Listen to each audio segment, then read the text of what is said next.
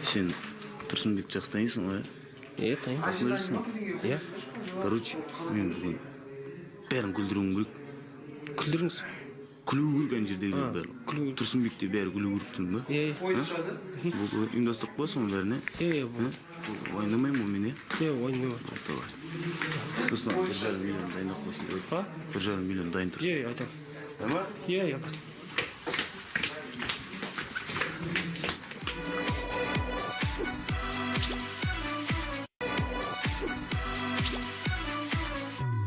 Келесі сахнаға шығатын үміткеріміз, ол бір ғана Қазақстан танитын емес, бүкіл әлем танитын аймақтан келіп отыр.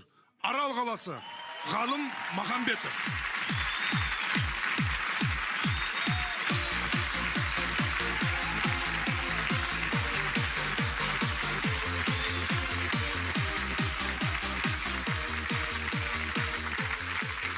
Салам алейкум, общий. Қалай жағдай? Амансыңдар ма? Қалай жағдай, Тұрсынбек? Қалай жағдай, Нұркен? Амансыңдар ма? Енді Тұрсынбек, Нұркен дегенге бейт жүректеріңе алып нақып қалмаңдар енді. Мен конкретно қалай, как она есть, солайны айтайым да? Паспорттарыңда Нұркен, Тұрсынбек деп тұр ма? Солай ғой, дұрыс па? Конкретно солайны айтып тұрмын. Ата қан жерде Тұрсынбек, братан, Нұреке деп тұрса айтар едім да? Нұреке, Тұрсынбек, братан деп ше. Нұреке деп тұру мүмкін бір адамдарда. Бірақ ол да мүмкін емес мына Қазақстанда, Солайынан атайды. Сол, бұл жерге келіп тұрған себебімде, анау еріккеннен жүрген жоқпын. Анау Аралдан үш жерге келіп, просто ақша керек болып тұр да. Ақша керек конкретно. Қазір қатын балашаға бар дегеннен үйге продукт алып бару керек. Продукты кім алып барғысы келмейді, үйге қуантып, дұрыс па? Солай емес па? Конечно, Памперсін алу керек баланың. Еще Бақаның машинасында мотор ұшып кетті кеше ғана. Енді Бақаның машинасы не деп, оны неге айтып тұр деп отқан жасындар. Просто қалаға қатынайтын жалғыз машина сол да. Егер Бақаның машинасы болмаса, продукты да жоқ, памперс та жоқ. Уже солайынан болып жатыр да. Просто мынау не деп тұрған жасындар. Мынау енді жаңа сахна шайын жатқан тубли жыртылып қалды да. Супергілейлеп жатқанда осылайынан болып қалды. Натуре, қызық екен бүйтіп көріп. О, Сифулин жолбарыс отыр ғой мына жерде. Қалай сәке, көрінбей кеттіңіз ғой. Нұреке? О, Нұреке, салам алейкум, қалай амансыз ба? Сіз ана немес па, анау? Сен солы қанша атырсың дейтін емес па, тыңдап жүрміз ғой, көріп жүрміз. Үш адам болып шығасыздар, Сіздер не қастарыңызға әнші алып алмайсыздар осы? Мықты актерсыңдар ғой, базар жоқ. Мойындаймын натуре. Кәдімгідей бар ғой, әншінің рөлін бар ғой, конкретно ойнап бересіңдер да, кәдімгідей.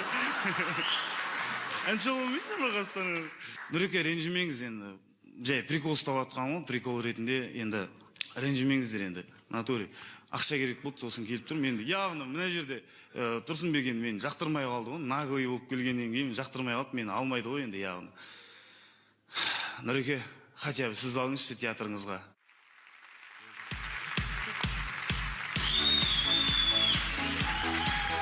Ғалым Махамбетов, Арал қаласы. Ғалымның прикол өтті. Нормальный прикол. Красавчик. Сәкең бүгін ақ көңіл керемет енді. Жылдың басында ешкім бетіп шыққандай сын айтып отқан жоқ. Красавчик, молодец дейді. Сейфуллин жолбарысқа қош құрметтеріңіз.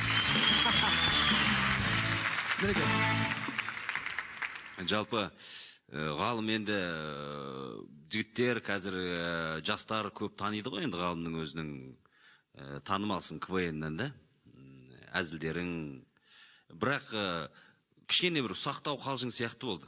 Мынандай үлкен алаңға шыққаннан кейін қойшы нормально болды ғой. Дайындықсыз былай шыға салып мен айта салам, мен күлдіре салам деген сияқты. Нормально болды қойшы.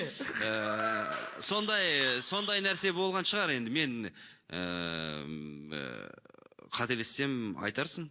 Сондай бір неме шыққан сияқтысың. Егер келесі айналымға өткізсек, бұл образыңды өзгерте аласың ба? Өзгертуге болады, немесе өзгерту емес, тіпті жақсы, осы образда қалсын, бірақ айтатын ішіндегі дүниең кішкене жаңағыдай бір басы бар, аяғы бар, бір оқиға болса. Сонда Ғалым, көрейік, мүмкіндік берейік, бәлкім бірден шыға келген кезде өз-өзін жоғалтып алып жатқан шығарсың. Жақсы? Рахмет. Рахмет, Ғалым Махамбетов.